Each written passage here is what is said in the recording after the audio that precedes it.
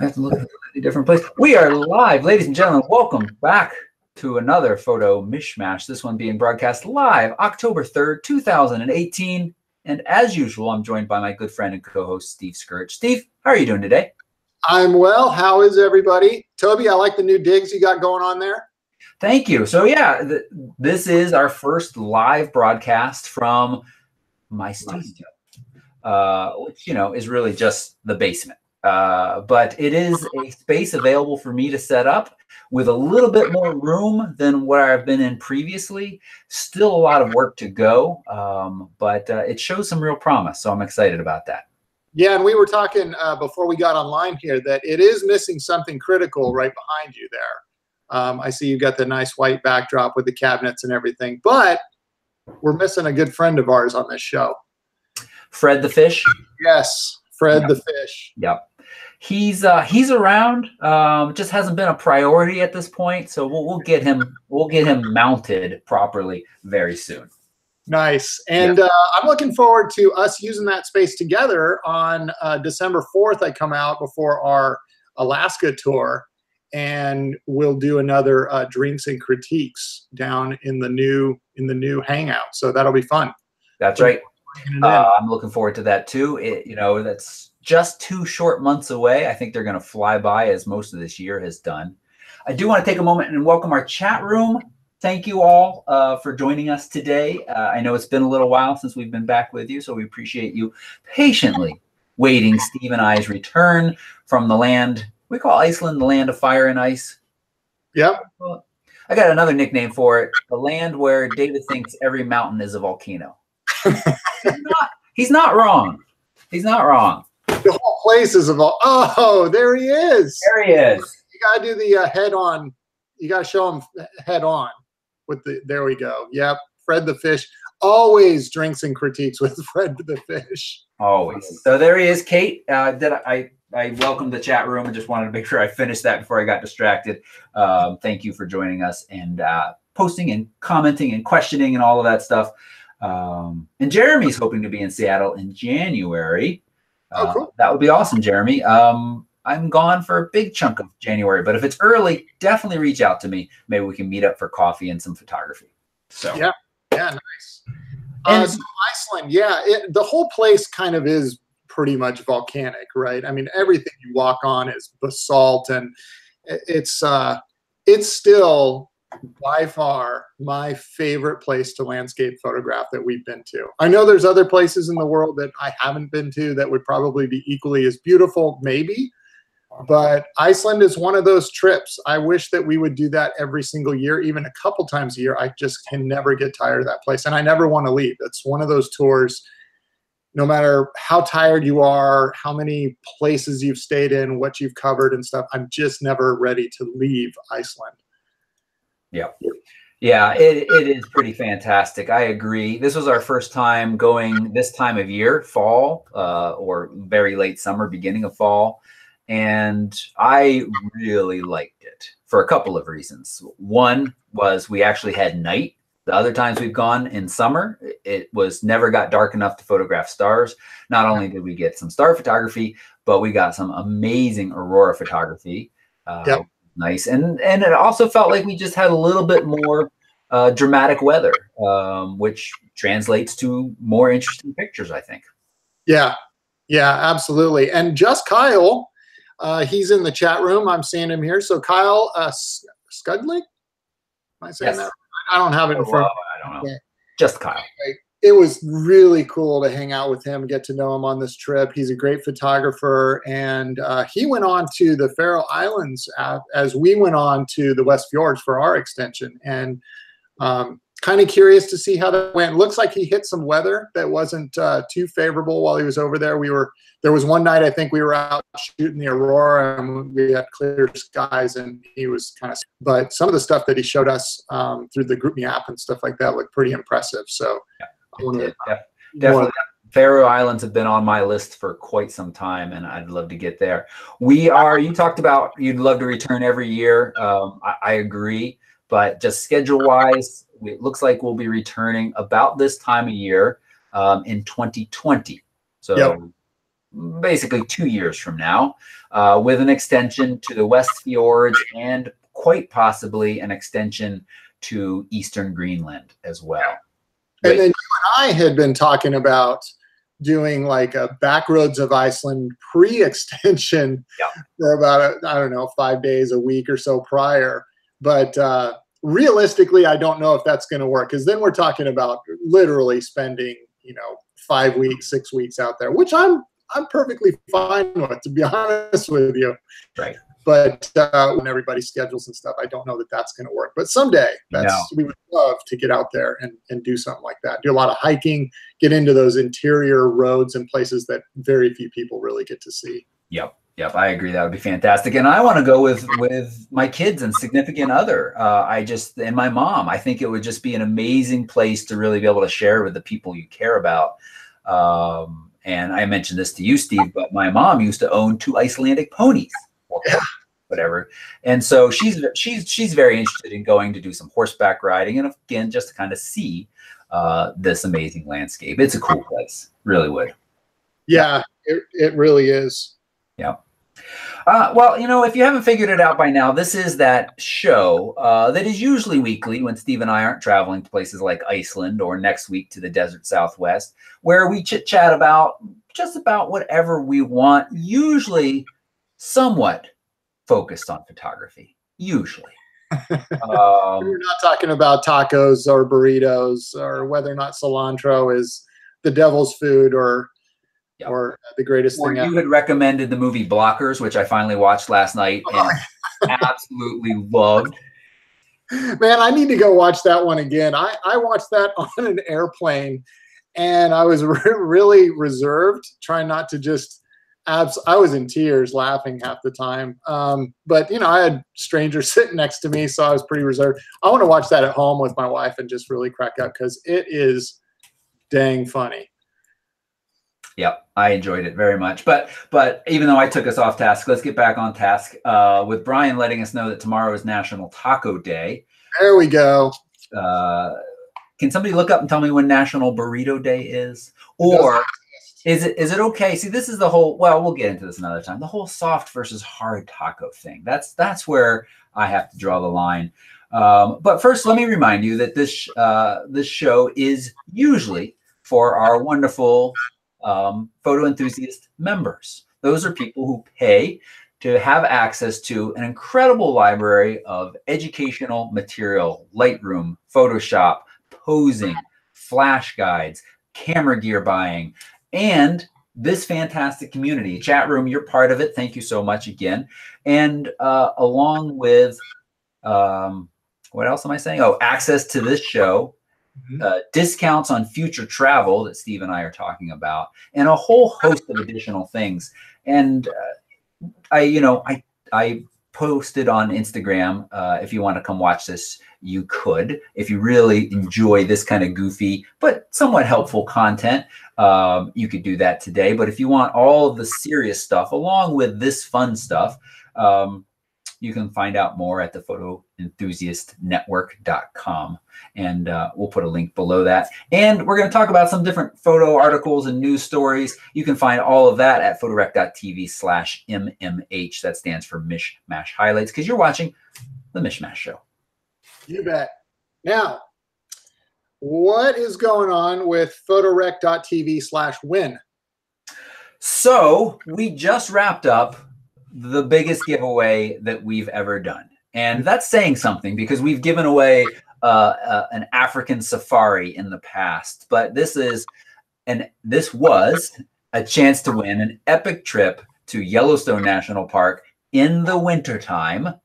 It's important to make that distinction, because in the wintertime, the parts of the park that we access, you can only go in with guides in special vehicles. And it is an awesome, awesome place. Definitely one of my favorite domestic trips. It's always hard to pick favorites, but that trip is amazing, along with a full frame Sony A7 III, which I've got the Canon EOS R right here on the desk. It is a fine camera, but that Sony A7 III is still, in my opinion, the best value in full frame cameras right now. Plus $500 gift certificate to B&H Photo, prints from Bay Photo, which make beautiful, beautiful work for you, and a whole host of additional prizes. And it finished yesterday. Picked the little random drawing button winner, and we got Mike Eels. I-L-E-S is how you spell his last name, who won. And so, you know, chat room, I'm very sorry that it wasn't any of you. This was a huge contest. We had tens of thousands of individual entries. So those odds, you know, well better than winning the lottery, Steve. But still, they you know, they weren't great.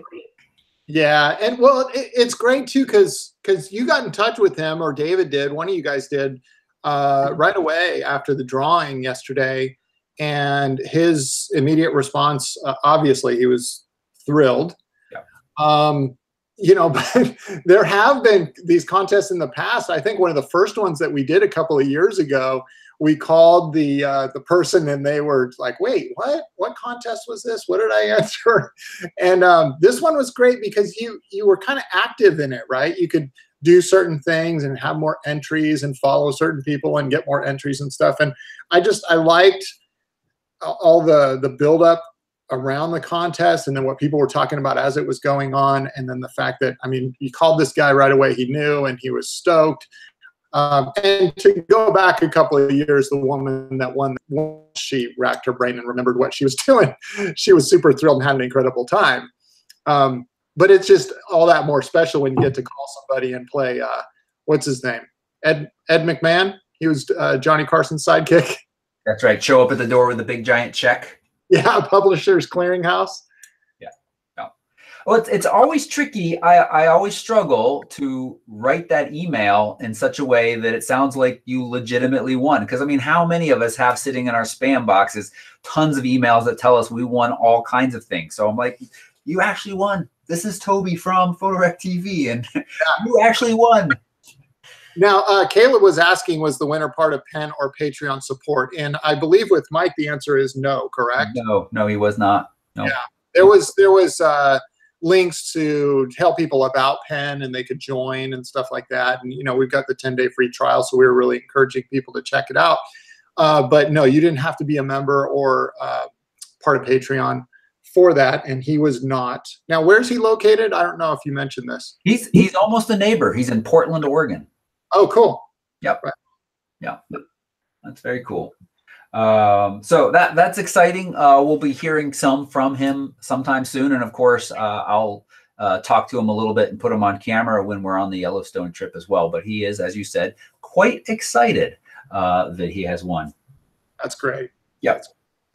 You know, we kind of start the show with a little bit of a review of what we've been up to. We've been talking about the Iceland trip. We just talked about the contest wrapping up. A video that went out on my channel just the other day was just a quick look at the backlight 18L, that stands for liter, versus 26 liter backpack. You know, a lot of questions from people. We highly recommend these backpacks. Steve and I, we both use the 26L most of the time. And some people just want to kind of see and know the difference between the two of them. So you can go check that out if you want. I'm really happy, though, with these backpacks. We both had an issue early on with the first version, and we both had to send them in for repair. And they actually just gave us newer ones. And I haven't had any hints of the same issue with, it was actually a little tearing on the top handle. I haven't had any issue with that with this new one, which I've now had for over a year. I've had the new one for over a year, so it's not that new.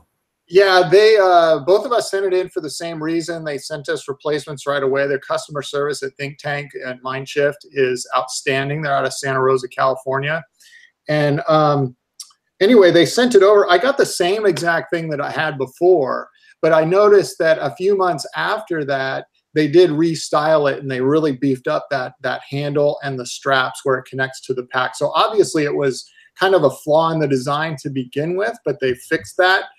I have not had any issues with my replacement, even though it's the thinner straps. But the new ones, if you go into a store today and buy one, you get a much kind of beefier setup up there, and it's super strong. And they even did it with the 18. I love the fact that you put out that video. I watched it right after it was released, because I've been looking at the 18 now, having moved over to the Hasselblad with just a couple of prime lenses. My kit has gotten a lot smaller if that's all I'm shooting on a trip. And, you know, I could take a smaller bag. And it was interesting for me to see that a 15-inch laptop will not fit in the 18, it looks like. But it does. I bring it in my 26 all the time, but I'm actually looking to go to a smaller laptop anyway. Yep. I think when that happens, I'll probably pare it down to the 18, because one of the comments you made in the video is they even have a larger one, I think a 30 or 32 liter or something. Yep. And it gets 36. 36. Yeah, it gets super heavy when you pack that thing full. Yeah. I think that 18 to 26 is the sweet spot. If you're shooting mirrorless, it seems to me that 18 is a great choice. If you're on DSLR or need a 15-inch laptop at 26, I'm super happy with it. Yep. Yep. Brian's saying he can get a 15 into his 18, but it's not pretty. I was curious, is that in the padded slot, Brian, or is that outside the padded slot? Because that's the same thing I ended up doing when I've used the 18 for longer trips that I needed to bring my 15-inch MacBook along. It's my older 15-inch MacBook seems like it's so close to fitting, but it just can't quite get into that padded slot. So I just put it in the bigger slot. It's not as protected there. I don't like it, but that's where it works. Well, the newer MacBooks are getting a little smaller too, because they're bringing the screen all the way out to the edge of the bezel. Okay. You and I both use a late 2013, the one that you've got on your desk there. And so the casing around that might be a little bigger. Yep, definitely. Yeah, late 2013 model. I always forget that. It's getting quite old, but man, it still does what I need. And without. I'm having a hard time letting go of mine, because I kind of just want to get a standard MacBook and an external drive and use that for travel. It's so much lighter and smaller, and you know, it's a great computer. Yeah. But man, these things are just a workhorse. It's never let me down. It's such a great machine. Yeah. Yeah, good. Now Brian says he can get his 2017 15-inch into that padded slot, but he thinks the sleeve will rip with extended use. I think Think Tank could. You know, and also to avoid any confusion, just so you know, Mindshift and Think Tank have merged. So even though this is their Mindshift line, it is Think Tank now is what they want us to use. It doesn't matter, but just make sure people aren't confused. I feel like they could just tweak that enough to hold, just make it just a little bit more spongy or expandable, so it could hold that. Yeah. Yeah. Andrew, Steve, and I both have the late 2013 15-inch MacBook model. That's what we have. Yeah, the MacBook Pro. It's heavy. I mean, by today's standards, it's heavy. Back in the day, it was pretty much par for the course. But this is why I buy Apple products. I know that people are kind of married to either PC or Apple, and that's fine. I get the benefits and drawbacks of each, but my Apple computers, I replace my desktop about every 7 to 8 years. My laptop, it's a late 2013, and it's still going strong. It's 1 terabyte SSD. It's a Retina screen. It updates perfect. It's been dinged up and taken all over the world, and like a Timex, it keeps on ticking. The power brick, I know you went through a power brick last year in Iceland, and I'm about to replace mine because the cord has gotten frayed, but that's the only issue I've ever had with it. So for me, I don't mind spending the extra money if it's going to last me this many years. Yeah. Yeah, I agree.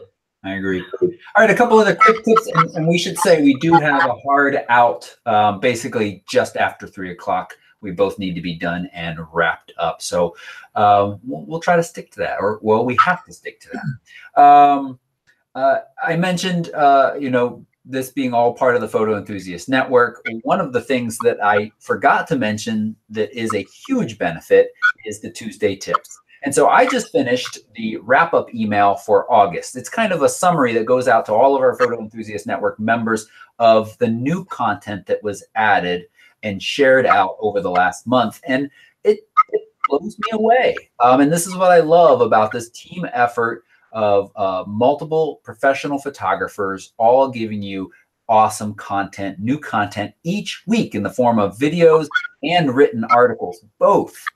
And Allie just had a Tuesday tip that went out that talked a little bit about the most flattering focal lengths for portraiture. It's very simple, very straight, very easy to the point, and you should take a look at it. But over the last couple of weeks, the amount of content that we've put out, I'm just really impressed with. And I'm only a very small part of that, and that's what I love. So make sure, as Christian reminded all of us when I said yesterday, go look in your spam folder to see if you won.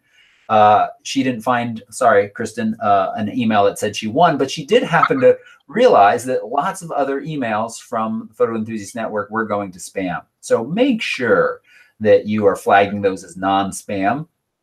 And you should be getting at least an email a week. And that might sound annoying, but these are packed full of great content. And also make sure you're being active in the community too. There's so much good stuff that gets posted there. Somebody might post a question that you didn't even think to ask. And then all of the learning that comes along with it is just really helpful. Yep. Absolutely. And also, when you sign up, you need to kind of activate your account, right?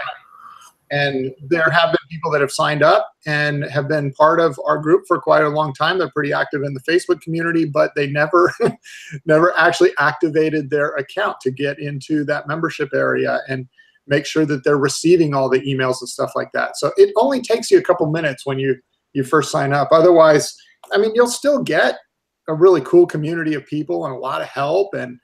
And we've said for the last year, if all you do is read the Tuesday tips, it's still worth its annual fee plus the gift certificate if you're going to go on a tour.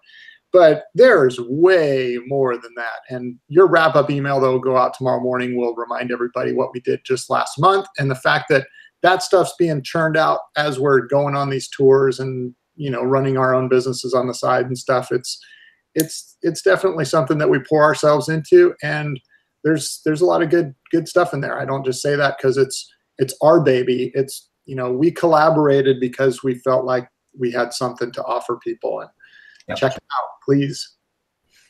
Sounds good. And we're just wrapping up the weekly challenge. These are run on Instagram through photorec.tv, and it's PRTV_panorama, and that ends on October 5th. So just in 2 days, make sure you post something. And there are different ways that you can go about posting a panorama on Instagram. My personal favorite is using the swipe method. So you take a large panorama, you slice it into individual images, throw it on Instagram using their multi-post feature, and it will become seamless. But watch out, it might seem like there are vignetting on the edges.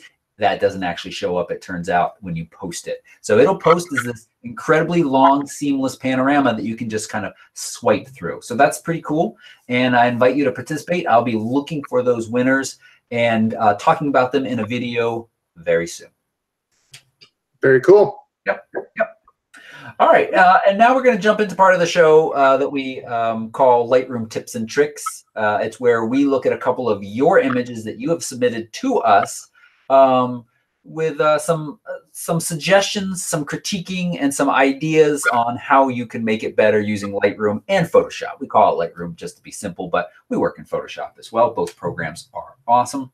And again, just a reminder, Photo Enthusiast members, you have a whole host of ways to get your images reviewed weekly, even more often than weekly if you just post in the group and want general feedback. But if you want feedback from professional photographers, there are several more options as well. But let me slide over here and pull that up. So you can see my setup's a little bit different than it has been in the past. So give me a second. And I have some ideas to make it even better, but let's see. I want to share the whole screen, and I also want to stick it on me, and now we should be good. Okay. So first up, we've got Brian's shot from Zion National Park, right, Brian? Yeah. And he submitted this photo taken in Zion, and he has a very specific framing and printing question in mind. He wants to create a white frame where the bottom has more space. So he's setting up for an exhibit, and he wants to be able to add the words Zion National Park. So he's thinking 1 inch top left and right for the framing, and 3 at the bottom with the words in the middle for white space. Okay. So you often see artists do this a lot in their matting, where their name or signature appears below in a large white space. I'm struggling to create a template that is consistent throughout a series of 12. So any ideas are welcome. All right. So let's just go and open this directly in Photoshop, because that's where we're going to be doing this. There, you can do some of this in the print module here in Lightroom, but I think, Steve, you and I are both a little bit more comfortable switching over to Photoshop for that. Would you say that's correct? Yeah, you've done some of that work in the print module. I know nothing about the print module in Lightroom, so I do all that in Photoshop. I wouldn't be much of a help there in Lightroom. Yeah. So I think the real gist of this question is you have 12 images total, Brian, and you're trying to come up with a template that's consistent throughout a series of 12. And that's a little tricky. I don't know if I have a good quick answer for you. Well, it's so it'd be fairly easy if you needed them all to be the exact same size. It would be fairly easy if the crop ratio on all 12 of those photos was the same.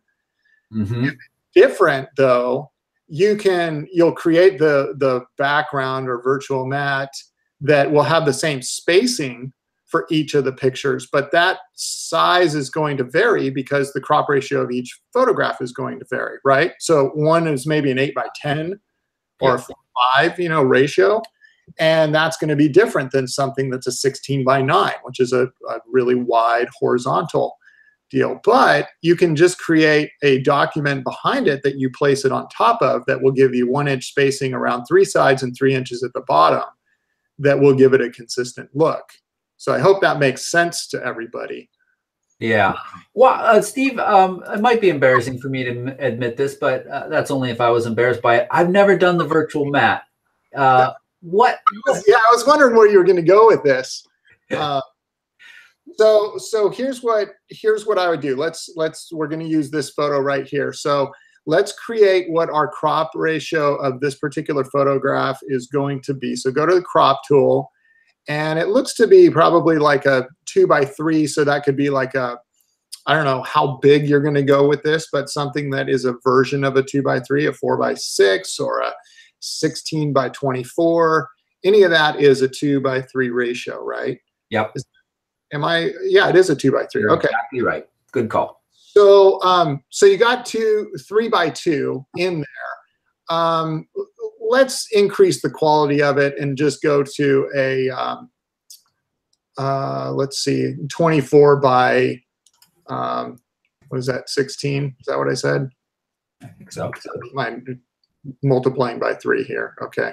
So now you got a pretty large format. Under the ratio to the left, choose width, height, and resolution at the top. Ah. There you go. Now go 24 by 16, and then 300 pixels per inch. And check mark. Hit OK. So now we've got it's high resolution, it's large format. You can zoom that down if you need to, pinch and zoom it down. So now you've got your print ready. What you'll do is actually go to the Move tool in the upper left corner of your tools. Instead of the Crop tool, go to the Move tool. Yep, click that. And then go up to File, New. And you're creating a new document, which is going to serve as the background to this image. And for the width, it's going to be, you want an increase of 1 inches all around, right? So the width is 24, so that's, yeah, 25 wide. And then on this one, you want 4 inches, right? Because you want 1 at the top, and then you want 3 inches at the bottom. So it was originally 16, so you give it, 20, and then resolution has to be the same at 300. Go ahead and leave it white, since it sounds like that's what he wants to do. Hit Create. And now just go back to the image and click and drag it over to the tab that you've created the new document for, and drag it right on top of this. And you can just kind of drag it into place, and you'll center it. And then, yep, I find that eyeballing it works just fine. So now you've kind of created what you want. Yep. I hope that's what Brian's looking for. And you do that with each of your 12 images, and then you can apply text at the bottom, right? As you can either put it in with the text tool and then alter what font and size and all that in there. Or if you have an image that you want to drag in there, like a signature or a name that's, you know, printed really cool as an image file, you can just drag that on top and place it in there wherever you want. Let's just do, I'm just going to choose Apple Chancery just because it's right here. A couple of quick tips that I do know in Photoshop. One is if you're a Creative Cloud subscriber, you have this add fonts from Typekit. So you should have a fair number of fonts here, but you can see every once in a while you come across one that's got the little TK, because those didn't come by default with Apple, but you can go get them from Adobe for free. So that's a nice option. Mm-hmm. And then you can just grab on the T of the size window and drag left or right to quickly make that bigger or smaller. So that's a quick way to do that. And of course, your other property button there changes your color. So then we can just kind of put this down. Wow, this is looking good. Yeah. Right. So yeah, you just center it off and, you know, put it right there. Now, one of the questions that Brian is asking is now to print, how do you get it as a standard size? So you kind of work backwards. Basically take what we did, you create the new file, the white document, to be the size that you want. So if you know that, okay, that needs to be an 8x10 size, you create an 8x10 with 300 resolution.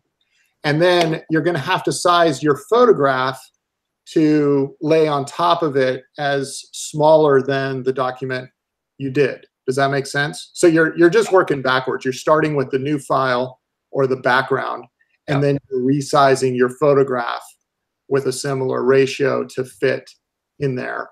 Yep. So I'm doing exactly what Steve said. I simply created the document, and then you can resize it within this space. If you hold down Shift while you resize, it will stay in its aspect ratio, and then, you can move it. Actually, looks like I might have accidentally rotated a tiny bit. Yeah, that worked great. You can also just click image size, you know, if you need to create something real specific. But yeah, there's you know, it's like anything in Photoshop and Lightroom. There's a million ways to tighten a bolt, and this is what I do when I go to print.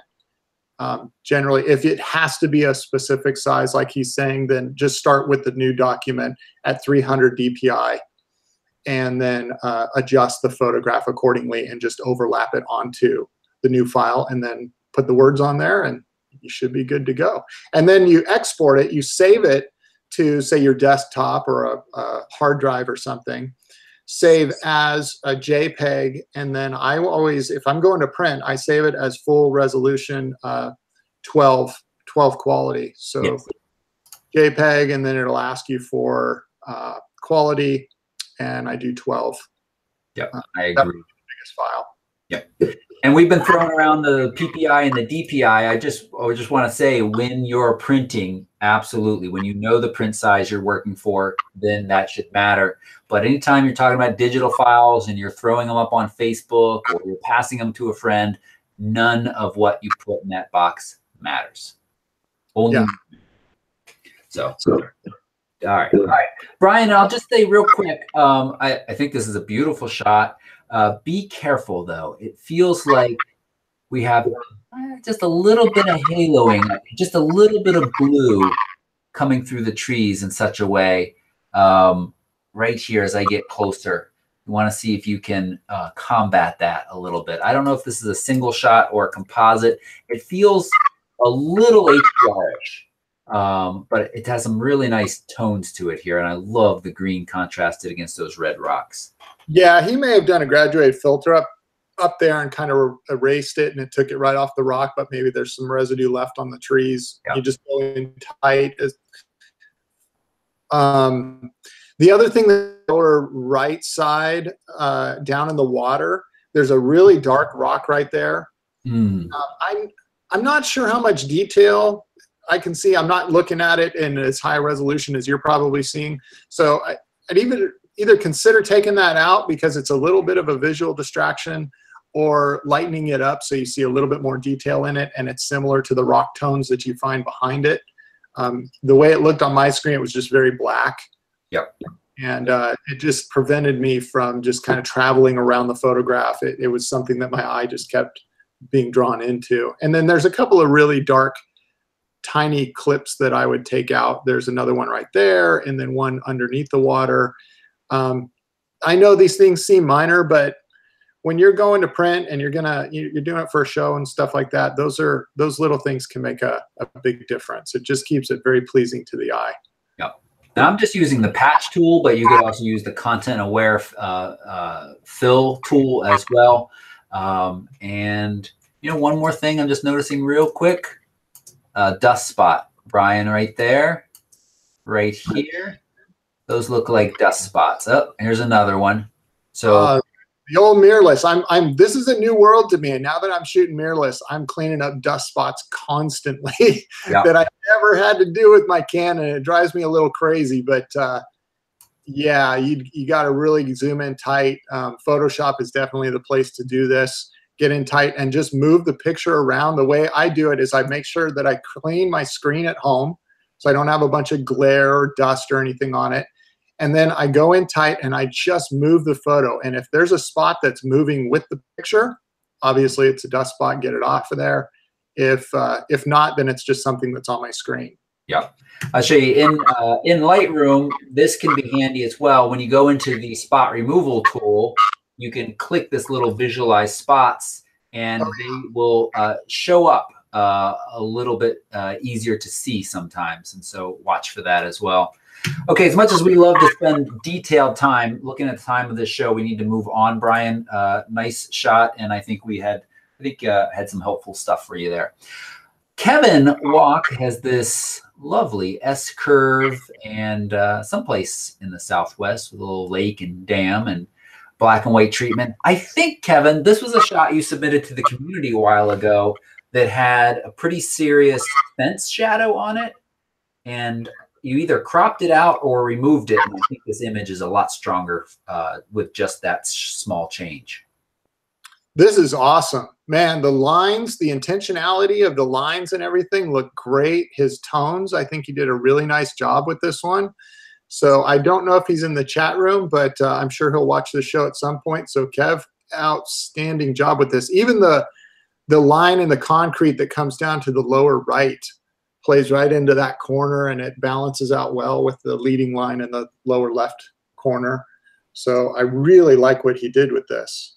Steve, would you crop in a little bit to get that line perfectly in the corner, or are you okay with it at the end? Actually, I wouldn't, because it's set off nicely with the line in the lower left. I like the fact that it's not, sometimes I get it right in the corner, but sometimes I like to leave it off just a little bit. So it looks intentional, but it doesn't look too intentional, if that makes sense to everybody.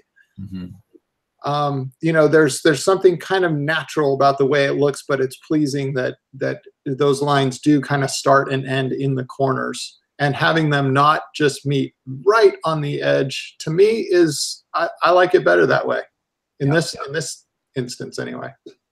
And then I'm going to brush over, just want a tiny bit more detail in these darker shadows.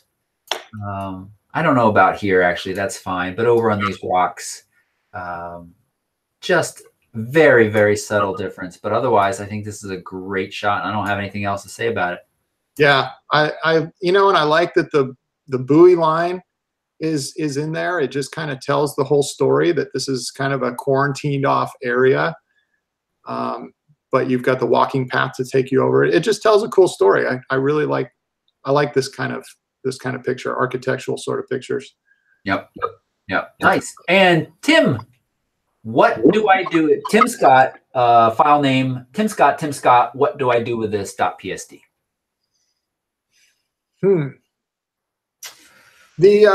Okay, I like it. The problem that I'm having is the horizon line. It looks like a lightsaber cutting across the screen. So I would tone that down. Some of the mist and stuff looks really cool, but it is really blindingly bright, and it's drawing such a contrast between the mountains and the sea that's a little much. So I would tone that down. Okay. But compositionally and, you know, the cool tones and stuff, I mean, it's got some nice feeling to it. I'd like to see maybe a little bit more of the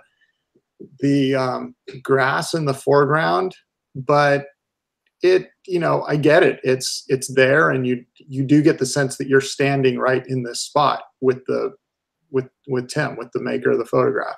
Mm-hmm. I don't know what would you say? You know, I would like to see more grass, but since you know, we have this version, I think I'd like to see what this looks like. I'm gonna undo image ratio. If we got rid of that, or at least somewhere in this general vicinity that would make it easier to get rid of the couple that are left and really just focus on this kind of sea meets this landscape. And I think the fog is pouring down these spots, but I love that. And I think that is a strong story in itself. Yeah, I like where you went with that. He did say in the comments that it's heavily cropped. So getting in, I mean, it's a good file size, but getting in too tight, I almost want to go in. Once you start going in on this, almost want to go in a little bit more just to see all that detail of the fog around the trees and stuff. I think that does add a lot of power to the story. And not having that foreground right there, it looks, yeah, it kind of makes you feel like you're on a boat and it's just potentially a dangerous place to be, which invokes emotion when you look at it. So, yeah, I like what you did there, and bring that horizon line down. I like leaving horizon lines towards the middle if it's a reflection. I think that's very, very pleasing. But otherwise, I do try to move the horizon either, you know, if I'm shooting super wide, I usually put the horizon in the upper third. If I'm zooming in a little tighter and I want to get some emotion out of the vastness of a landscape, I'll put the horizon down really low. Mm-hmm. Yeah. So yeah, I think I like what you did there. And toning that midline down, the horizon line, I think looks nice. You still get the sense that there's some mist, but it's just not quite so blinding. I wonder if what we do dehaze on the whole thing and just kind of try to pop that out a little bit. Notice as I do dehaze, it really brings out the blue. That's a side effect or a symptom. No, side effect is what it should be of that. And so I often find myself then counteracting that by warming it back up a little bit. And I'll point out if Tim said he cropped it already a good bit, even, you know, Tim, you're starting with the 42 megapixel A7R Mark II. So even after a lot of cropping, we're still at over 18 megapixels. So this could easily be printed nice and large if you wanted to. Don't feel bad about cropping in sometimes. You know, we say this each time. I don't want people to be like, oh, you're telling everybody to go out there and shoot shitty in all different directions and then crop it later. No, but sometimes when you get back into the studio, realize that it's a much more compelling picture if you crop some. Use that as a learning tool for next time you're out there. Be like, oh, let me put the zoom on, or let me change my perspective a little bit to get my end goal with less cropping. But it's okay. Yeah, and he's asking about sending the original and not what was cropped when he exports. So I don't know if he means send the original with the edits that he's done, but with no cropping, in which case you just take the crop off and send the file and export it as a JPEG or whatever, which would preserve the edits that have been done. But yeah, if you just want to send the original with no cropping whatsoever, then Roy answered, send it as a DNG file. You can just select on export original, and that just exports the raw image, and you can send that along. Yep. Yeah. The thing with the PSD is it does save it without its history, unlike a DNG, which does contain all of the history that Lightroom can read. So what you sent here is what we got. And sometimes people send their edited DNGs, and we can hit the crop tool and we can see that they already did crop, and we can know how much they cropped by. So, yeah. Yeah, so I think this is pretty cool. And was I going to say one? No, that's all. That's all I'm going to say. So I can hit stop sharing, scoot over this way. Yeah, we had 3 pretty cool photographs there. We had 3 great photos, and I love it. And one of my favorite things to do on this show is to take a little bit of time and chat with you all about your images. I think it's a fantastic way to learn, and I'm always learning stuff too from you, Steve, and just seeing different people's work and trying out new things on it. Well, I'm thinking of taking I don't know. I'm kind of putting this out there publicly to encourage myself to actually do this. So I could just fail miserably. I could forget about it altogether, or it might be a new stage in my photo editing process. I talked to you a little bit about this in Iceland, but I really want to go give Capture One another shot. I did their trial a while back, and I took some of my files and processed them there. And the learning curve is a little crazy because I've been in Lightroom and Photoshop for so long. But man, the way it renders the raw colors and the files are just beautiful. It was very impressive, but more impressive. Well, getting the right picture is the most impressive. But it's when you import into Capture One, the files are just on your machine the way Lightroom does, but it creates these smaller subfolders. And when you're working with files, you're working with the subfolders, so it's really snappy. It's really fast. Yeah. And that's one of the things that I'm starting to really notice in my Lightroom catalog. Not only is it enormous, but these larger files that I'm dealing with now with these medium format pictures are just huge. My machine's pretty fast. So anyway, I can't remember why I brought that up, but I guess I wanted to kind of put it out there that I'd like to start down that path a little bit, learn about it. If anybody out there has tips or tricks for me, I am all ears. I'd love to kind of hear about it. I'll just say it has some serious strengths. It is primarily that learning curve and my comfort with Lightroom that just keeps me coming back to Lightroom. But there's been periods where I've used Capture One, I don't want to say extensively, but it will support the new Sony. So whenever I'm at a press event, the new Sonys are out, and I can open the RAWs in Capture One almost right away. Whereas you're waiting, like I'm still waiting for RAW support on the Canon EOS R files. I don't blame the Lightroom for that or anything. It's just the way it works. But and Capture One, at least with Sony, is much quicker, and it's got layers too, which is very powerful. The speed you mentioned, the kind of raw engine, although I think Lightroom has done a better job of getting close in this latest iteration, that last major update that moved profiles to the top. But it's a very good program, and I'd love to see you work on it some, mostly be able to pick your brain from time to time and see what you find. And plus, I think it would be great for the audience. So you got to it'll be, and I'll still use my Photoshop plugin. I'll do all my finishing work in Photoshop. I don't think that'll ever change, but yeah, we'll see where that goes. Cool. All right, let's talk about a couple of news stories that I think are interesting. This first section of the show we call Tech Barf. Not first section. I think we're technically in the third section. There's maybe the fourth section. Doesn't matter. We're in the Tech Barf section where we just kind of rattle off a bit of tech. We do like to chat about that from time to time, but we also don't want to get too caught up in it because we recognize that being outside or being out there somewhere with whatever camera you have in your hand is the best. But we've had rumors of a flagship EOS R camera, so a model above this one coming maybe in February ahead of CP+. Interesting. Well, you know, it's kind of just backwards of what, if that happens, that's kind of backwards of what Nikon did with their full frame mirrorless. They introduced the top line version, the Z7, and then later they've already announced the Z6, but later that will be coming out. And a lot of people are speculating that that's going to sell a ton because it's kind of like the A7 III with the Sony. It's just a lot of bang for the buck. And if you don't need the Super Pro features, then it's still a great camera. So, but I think that absolutely when this one was introduced from Canon, the first thought I had is surely they're going to come out with something else that's got a little bit more pro attributes to it, because it just seemed to me that they missed the mark on certain things. And it looks awesome. I traveled through Iceland with you, you know, watching you use it and held it in my hand a few times. And I can't remember if I even shot it.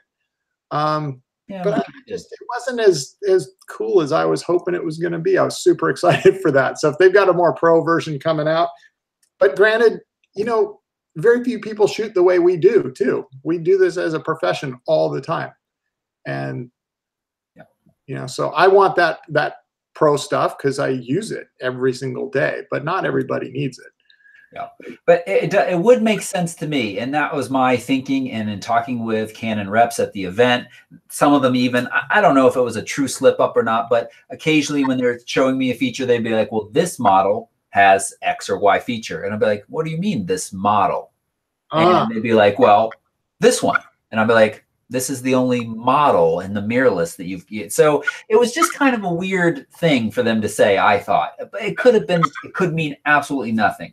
Then right after release, the first rumors out were that a new model was coming soon that would be more of an entry level. And that just doesn't fit in my mind with the lenses they've released, that 28 to 70 f2. I mean, that's not designed for an entry level camera that costs $2,000. The lens costs $3,000. And then the other lens I have from them is the 50-1.2. These are, these are beautiful pro level lenses, and they would seem to have a pro level body coming soon.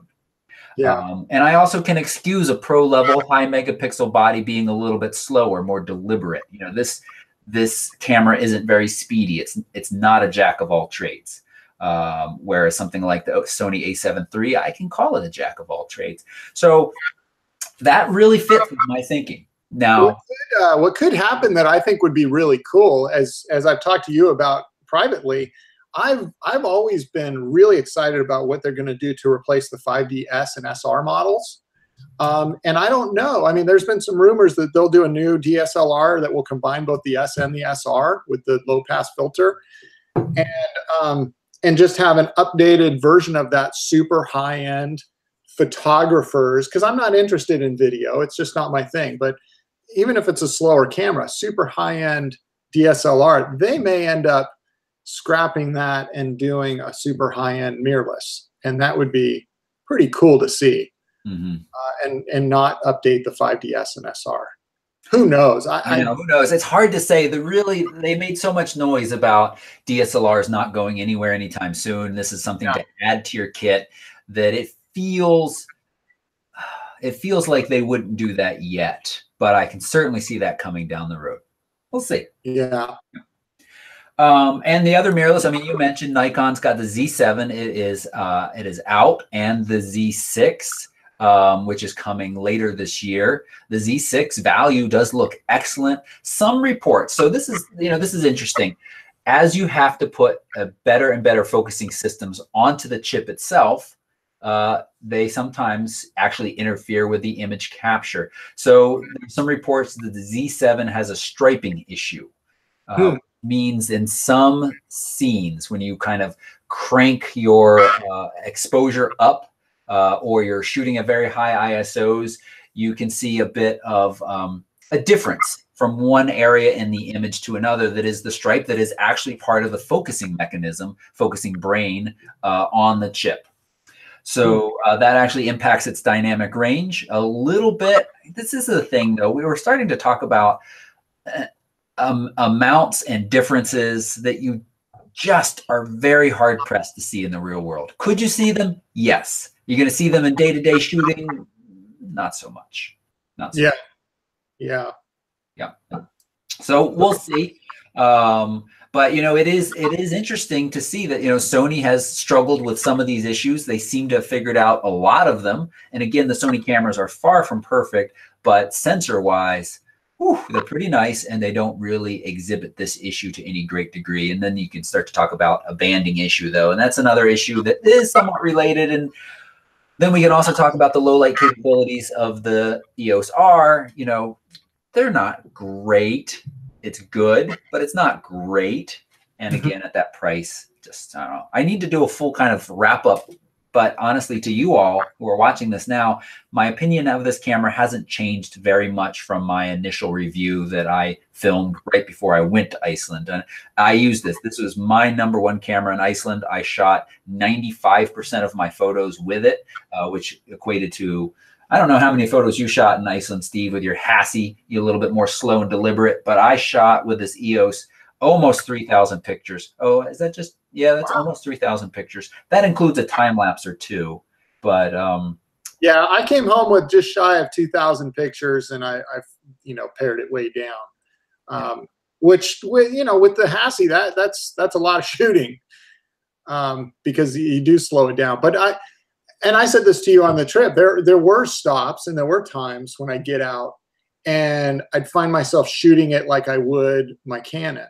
And it kind of bummed me out when we get done with a spot and I got back on the bus and I'm like, man, I wasn't deliberate enough. I wasn't really thinking through it. I was just kind of shoot. And it's a little different for us too, because you're out there instructing as well.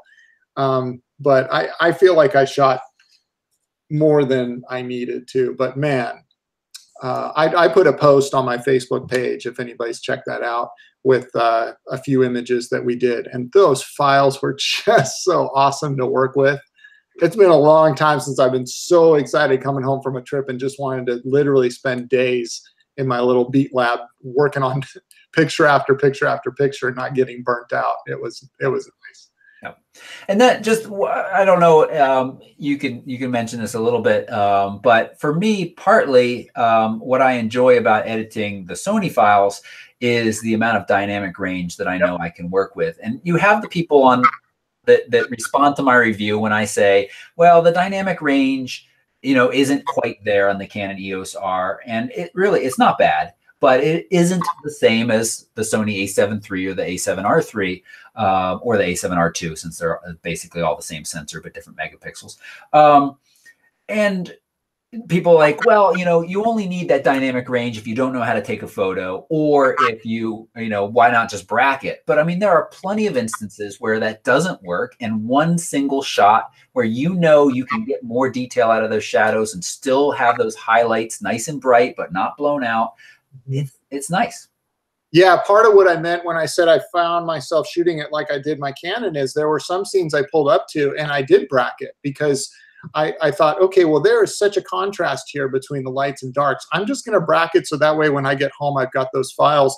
And I merged some of those together, and every single time I did away with the merge and ended up just using one file, because even the brights that seemed blown out, I could bring down and there was detail in there.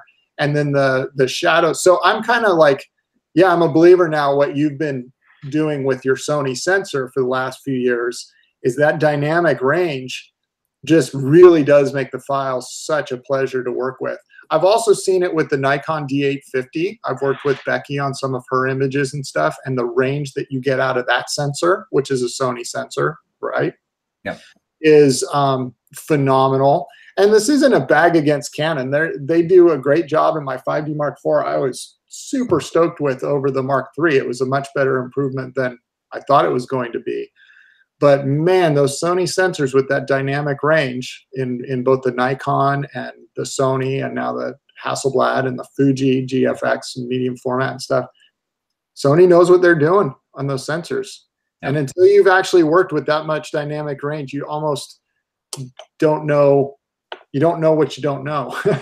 And I started processing those files, and I was like, man, what a dream this is to edit. So fun.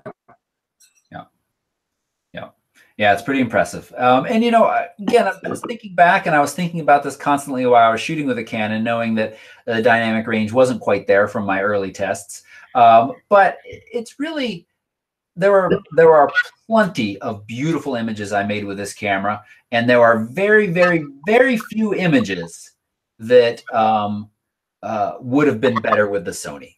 So, I mean, in the real practical world of shooting, the difference is pretty slight. But when we push and pull these sliders a little bit further, those Sony sensors do stand up better. Yeah, they do a good job. Yeah.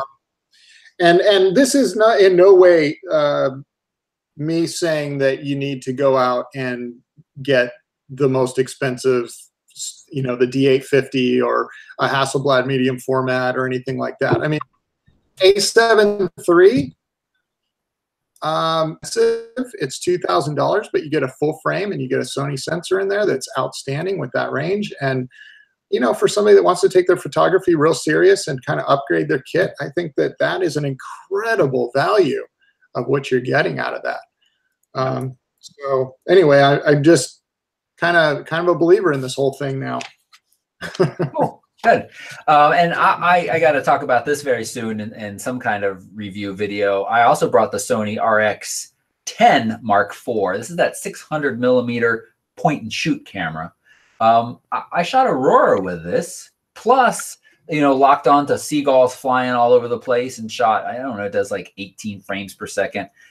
Maybe it's 20 frames per second, something ridiculously high. Pretty impressive, but not cheap at $16.99 or $15.99.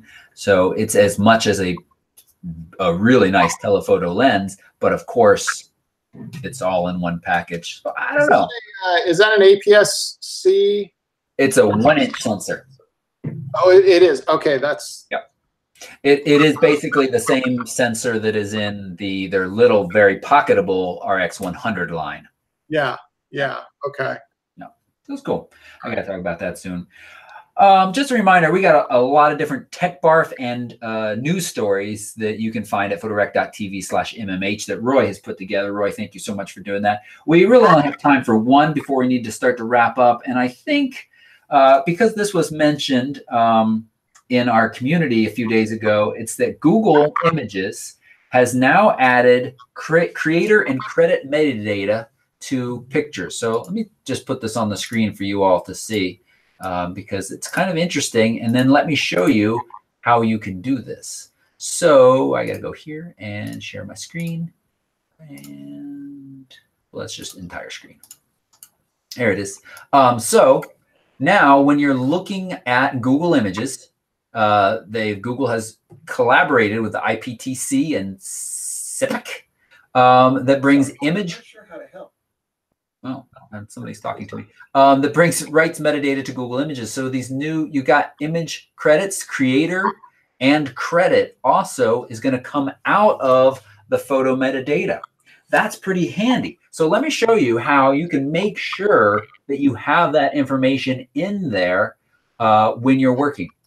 So if you look at, let's go back to the import window, slow Lightroom. And can you see it? Can you guys see the window? Yeah, I shared my whole screen, so you should be able to see this. On import, over here on the right, apply during import, one of the little categories is metadata. And in there, you can go in and say, please put in the creator. And many cameras will allow you to do this as well within the camera, at least a copyright. But not necessarily a creator. So you can put in copyright. You could also just say it is copyrighted, copyright, and copyright status, copyrighted. You could say all rights reserved. You know, that's not going to keep somebody from using it if they want to use it. But if they're a law-abiding citizen, then they should be contacting you for their use of it as rights. And at the very least, this information will now show up in Google Photos. So that's pretty cool. So this is on the import dialog. You could then say, you know, you save this as a preset, save current settings as a new preset, my preset or copyright or something like that. And then, and there's more you can put into here. It's up to you how much exactly you put in, but you can put in, and then you just make sure that that is selected over there during import, and that will be written into all of your images. And then when you export, you do want to make sure that include all metadata or copyright only is there to make sure that is. I don't think there's actually a way to strip out everything. You can remove location and stuff, but the limit is copyright and contact. So yeah, one of those is always going to have your copyright written into it, but at least that will give you something to work with there. Yeah, that's good. Yeah. All right, stop my screen sharing. And I think we're going to wrap up there. I know we talked a little too long about some things, and we missed photos from space. But I don't even have my spaceman up yet. He's around. I have seen him, so I know he made the move safely. Oh, do we have Brian? Two quick Q&As before I let you go, Steve. Brian says, what about the release of the Fuji GFX 50R? This is their rangefinder styled medium format camera, which shares sensor very similar to the Hasselblad, correct? It's the same sensor. It's the Sony 50 megapixel sensor that's used in the Hasselblad, my camera. It's used in the current GFX 50S, and it's also used in the Pentax 645. And the Pentax is a DSLR. This new Fuji, the GFX 50R that's coming out as a rangefinder version, is going to be a huge hit, in my opinion. And Brian, I will tell you that as a Fuji guy, I'd be saving my pennies and I would be picking one of those things up, because I was dead set on getting the GFX 50S when I was shopping for medium format. I ended up shooting it, and it was big, it was bulky. There was nothing different than in the way that I shot from my Canon. The files certainly were much better, but I wanted a whole different feel. I wanted to slow everything down, and with this model that they're coming out with, I think they're going to hit a home run. And it's $4,500, which I know is a lot of money, but in the medium format world, that is so inexpensive. You're going to get a lot of people getting into that shooting now. And the rumor is that there's a lot of companies that want a piece of this medium format world now with these mirrorless medium format sensors. So the next version, they also announced that the GFX 100C, I think, is going to be coming out down the road. That's Sony's newest medium format sensor. It's 100 megapixels. Price-wise, I can't remember what they said. I would expect it to be somewhere around with Fuji, probably $9,000, $10,000. Yeah. Hasselblad always tax on a couple $1,000 because they're Hasselblad. But I think that 50R is just going to be an outstanding camera. And at $4,500, yeah, my stomach went into my throat a little bit when I saw that announced, or that it was coming, because I just paid a lot for the Hasselblad. I'm still super happy with what I've done and the size of the prime lenses and everything that I'm getting with the Hassi. I'm just absolutely love that camera even more than I thought I was going to. But if you want to taste the medium format world, and being a Fuji guy, Brian, man, I say you try to pick one of those up. Does look quite nice. And it's really, I mean, it's an interesting time that we're in with this kind of, you've got Fuji. It's incredibly, we didn't even talk about the XT3, which is now seems to me to be the APS-C mirrorless camera to beat. Rumors that Sony's coming with something soon, but the style of Sony and the style of Fuji is very, very different, and I think appeals to different markets. But those Fuji XT3s are absolutely beautiful. $14.99. It's a gorgeous, gorgeous camera that is very much a jack of all trades, capable of great, fantastic video, on par with the GH5. And a fantastic photo machine as well, with really capable autofocus. Hey, I got, sorry to interrupt, but I got somebody who's trying to sneak behind me here. Pop your head up. Look at that. Now the show is so much better. I was crawling on the floor trying not to bother you guys. She snuck behind me earlier. You guys probably never noticed. We're going to dinner with our neighbors right after this. That's why we have a hard stop. Sorry. She was trying to sneak out. She was like a bull in a china shop, so I had to put her on camera. No apologize needed. But thank you so much for letting Steve use your that green screen background that we're supposed to believe is your bedroom. Nice. Yeah. Sorry about going off topic there. No, I think we're gonna wrap up there and just say Caleb wants to see me enter an image in option 2 critique at some point. Yeah, I should do that. I think it's fantastic to get feedback. And Steve, when you and I travel, we often have each other look at each other's images before we post them and give feedback and things you notice. Extra sets of eyes are always good for learning and education. Yeah, and we've been talking about this for months now. We really want to get you involved not on any regular basis, unless, of course, you wanted to be in the judging for the image review. because, you know, it's nice. All of us have a different perspective and different taste in what we see out of a photograph. And, you know, so that would be awesome to have you on there as well as a judge. Yeah, definitely in the future at some point. Yeah. Yeah. Okay. All comes down to time, man. We all have a limited amount. I know. All right, Steve, thank you so much. And Renee, thank you too as well for hanging out. Chat room, thank you. If you're watching this and you're not a photo enthusiast member and you want to watch this show regularly and also just kind of be in the know and be part of this amazing community, you can find out more at thephotoenthusiastnetwork.com. We won't be back next Wednesday because we'll be in the Southwest. And the Wednesday following that, I'll actually be on a little vacation. My first one in quite a while. I know sometimes these trips to Iceland might seem like vacations, but they're not. I love them, but they're not vacations. So we will be back at the endish of October, 2 weeks from now. 3 weeks from now? I don't know. We'll let you know in the chat room. And of course, I'll be posting in other places as well. Everybody, thank you so much. Roy, thank you. And bye-bye.